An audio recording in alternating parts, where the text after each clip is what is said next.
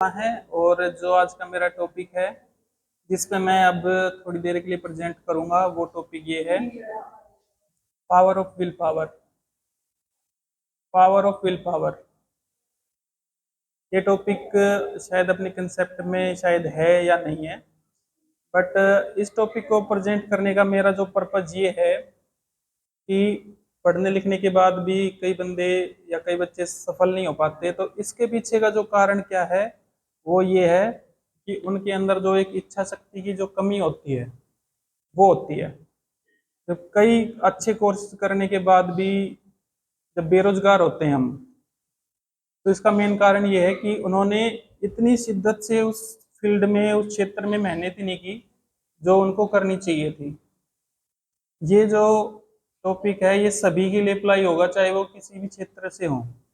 आप राजनीति से लीजिए, धार्मिकता से लीजिए, या पढ़ाई से लीजिए, या किसी भी टॉपिक मतलब किसी भी क्षेत्र से ले लीजिए।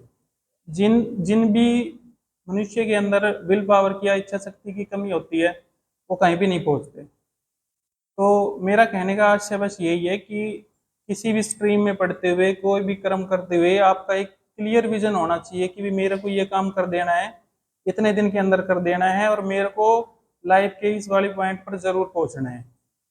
और बस इससे ज्यादा शब्द है नहीं मेरे पास इस चीज पर बोलने के लिए। और इस पावर ऑफ विल पावर का सबसे अच्छा एग्जांपल यह है, भगत सिंह जी को हम ले सकते हैं। जब फ्रीडम फाइटिंग की लड़ाई चली थी तो उनको दिमाग में यही था कि मेरे को कैसे भी करके अपने देश को आजाद कराना है। ऐसे बहुत सारे महान पुरुष हुए हैं जिन्होंने अपनी विल पावर से ही लड़ाई जारी रखी, अंततः हमको विजय प्राप्त हुई।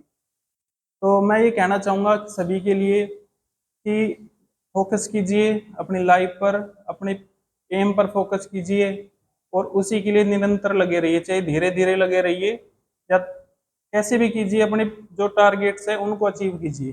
Thank you so much.